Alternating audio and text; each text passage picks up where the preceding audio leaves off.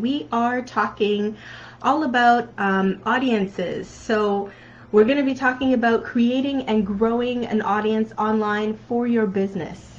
So a couple of weeks ago, I had talked to you about the 3 simple but critical steps to starting your own online business. And those were based off of my 8-step startup framework that I call it. So I don't know if you remember those 3 steps, but the 3 steps are idea, audience, and offer. Okay, so today I'm going to be talking a bit more about step 2, which is the audience. So this is a really important step, and it's one that unfortunately a lot of new entrepreneurs overlook. But the reality is that you will never make any sales if nobody sees what you're selling.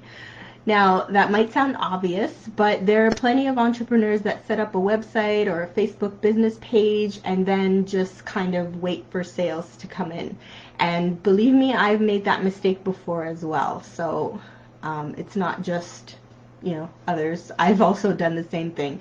But while it's great to have those things in place, if you don't actively tell people about what you're selling and where they can get it, you won't make sales by just having a website up, okay? So that's where your audience comes in. Now, you really have 2 choices when it comes to making people online aware of your offer. So one is to pay for what we call traffic. So paying for ads basically to get your offer in front of people online in the hopes that they click your website link and buy what you're selling, okay? And the second is to create your own following or your own audience to whom you can offer whatever it is that you're selling. So if you have a big marketing budget and can afford ads, or if you just prefer ads, then you can just go ahead with choice number 1 and pay for ads, and that's perfectly fine. But if you're like most entrepreneurs, especially new entrepreneurs, then growing your own audience is really the way to go, okay?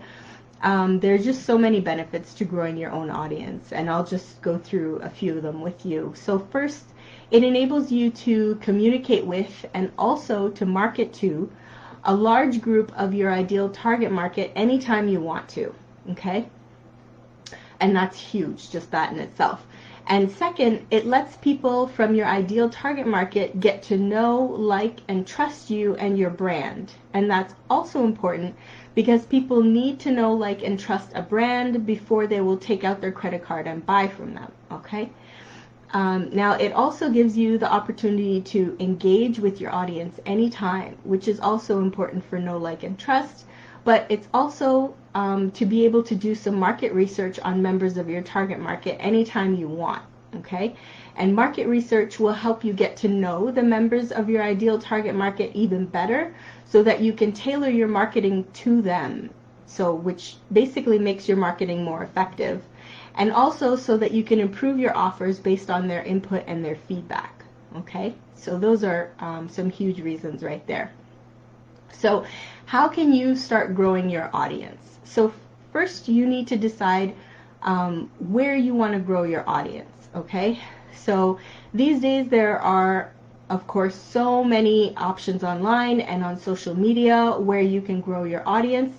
There's Instagram, there's Facebook pages, Facebook groups, there's TikTok, there's LinkedIn, there's even Clubhouse now. And the reality is it's just impossible for you to grow an audience on all of them, okay? As a one-person business, you just can't commit to all of them. It would just be spreading yourself way too thin. So what I suggest that you choose, is that you choose 1 or 2 audiences to focus on growing at first, at least, okay? So this way, you'll be able to maintain consistency on those platforms, which means you'll be more successful at keeping your audience engaged and interested, and you'll build the know, like, trust factor that much faster, okay? Now, personally, I recommend for most online businesses starting with a Facebook group and an email list. So I just think Facebook groups provide just such a unique, intimate venue where you can actually engage with and build relationships with your members. And it's a great place to really let your members get to know you and your brand.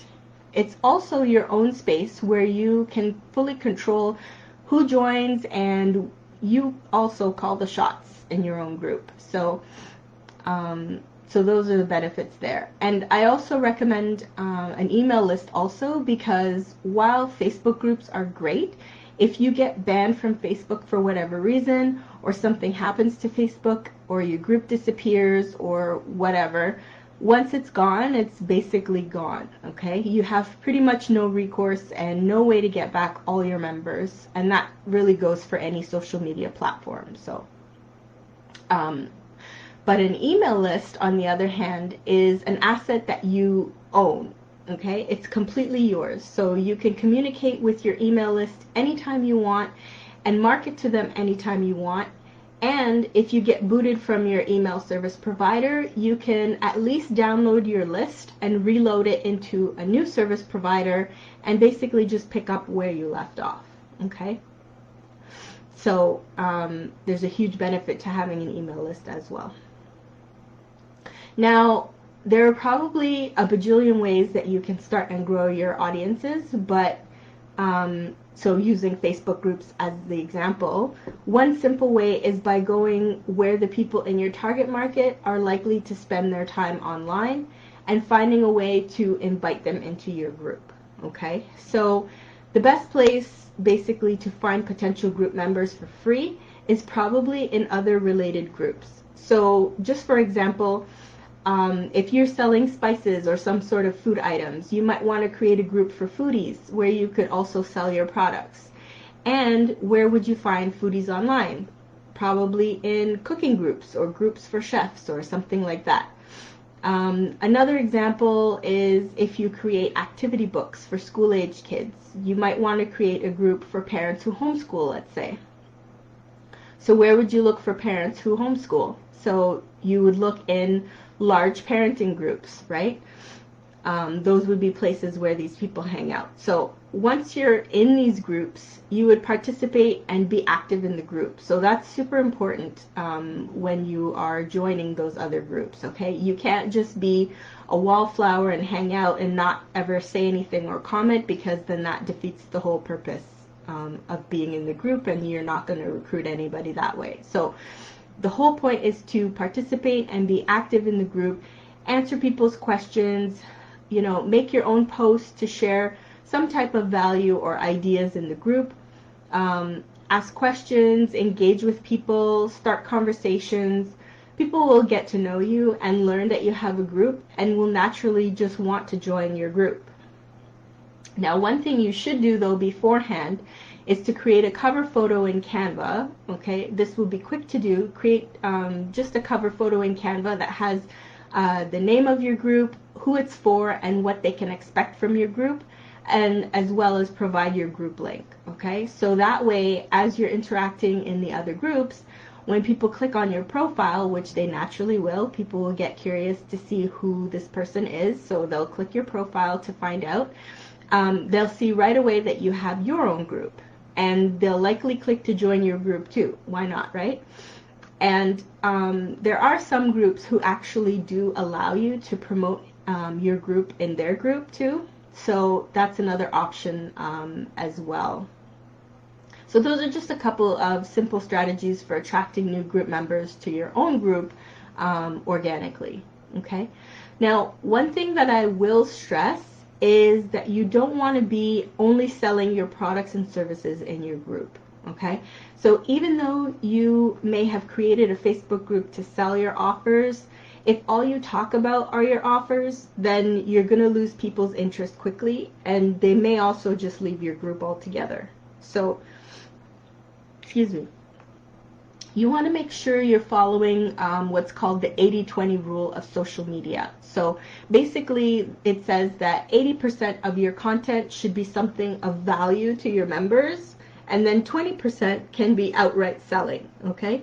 So ideally you'll provide some type of regular content to keep your members interested and engaged, and at the end of your content you'll have what's called a call to action, or a CTA as it's called as well. So this call to action can basically be whatever you want it to be. It can be to check out an offer you're selling that week, a promotion or a sale that you're having maybe. Maybe it's to download a freebie. Maybe it's a call to action to click a link to book a call with you. Basically, anything that will bring you closer to making a sale in your business is what you would be posting as your, or using as your call to action. Now, these are strategies that you can use to avoid being too salesy, so to speak, in your group. Okay, but this way you still get to promote yourself and your offers. And so it's just basically a win-win for both you and your group members, because you're both getting something out of it. Okay. Now, on the topic of growing your audience, I also want to let you know that I'm hosting a live 2-hour workshop this Sunday, February 7th at 1 p.m. EST to teach you email marketing using MailChimp, which is a free email autoresponder. Okay, so in this 2-hour workshop, you'll learn how to create a landing page in MailChimp, how to create emails in MailChimp, how to upload contacts in MailChimp. You'll learn how to create a welcome email for your new contacts that you upload, and you'll also learn where you can promote your landing page link so that you can start attracting new leads for your business for free. Now, it's not only just a workshop, it also comes with 1 week of personalized support in a Facebook group, in a private Facebook group, where you can ask questions and receive guidance to get your landing page automation up and running for your business, okay?